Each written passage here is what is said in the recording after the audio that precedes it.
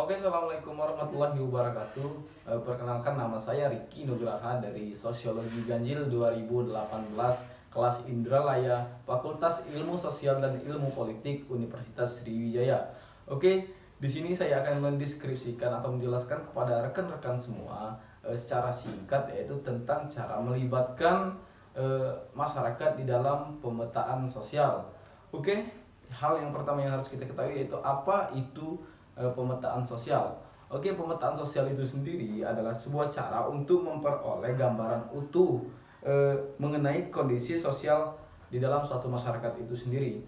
Salah satu tujuan dari pemetaan sosial ini yaitu untuk menggali informasi terkait masalah, potensi, dan kebutuhan yang ada di masyarakat seperti kebutuhan sosial, ekonomi, politik, dan budaya.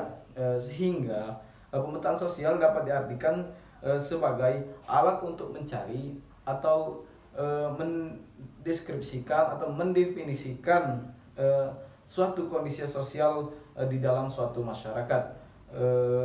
Pemetaan sosial dilakukan dalam rangka perencanaan model pemberdayaan masyarakat untuk memberikan gambaran menyeluruh dari lokasi yang dipetakan, meliputi aktor yang berperan dalam proses relasi sosial, jaringan sosial, kekuatan dan kepentingan masing-masing aktor di dalam kehidupan suatu masyarakat.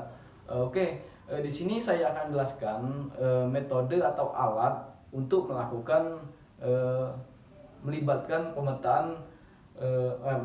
masyarakat di dalam suatu pemetaan sosial. Di sini yang pertama yaitu saya ada tiga.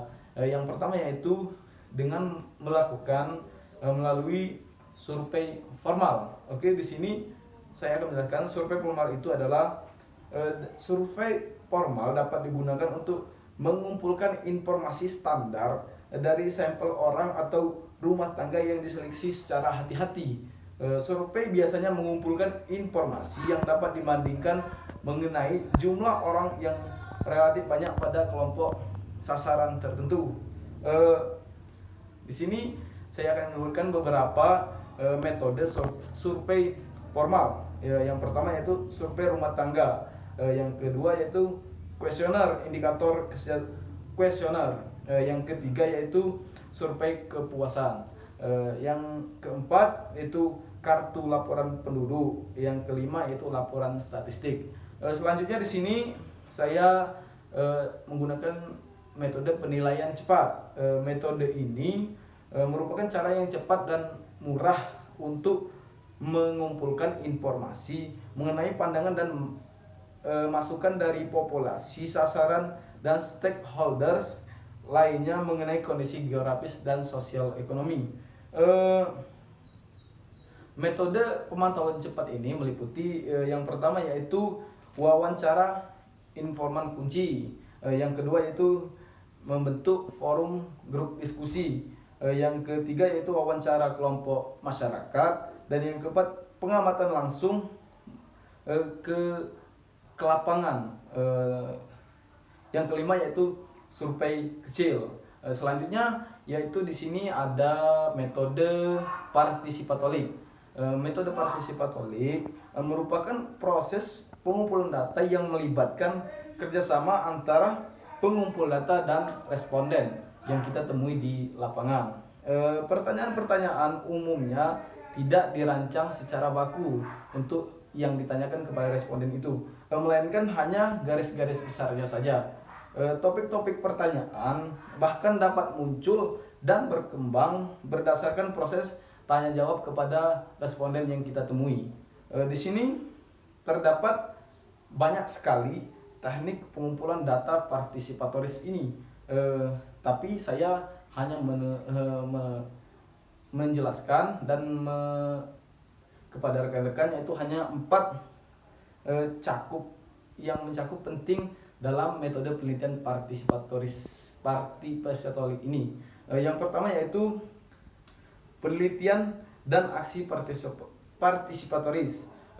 Yang kedua yaitu stakeholder analysis, yang ketiga beneficiary assessment, dan yang keempat monitoring dan evaluasi partisipatoris.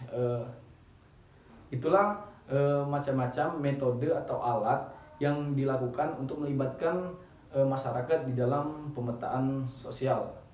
Oke, hanya itu yang dapat saya jelaskan kepada rekan-rekan semua dari review yang saya lakukan. Mohon maaf apabila penjelasan saya ini menurut rekan-rekan kurang jelas atau rekan-rekan kurang memahami tentang penjelasan yang saya berikan kepada rekan-rekan.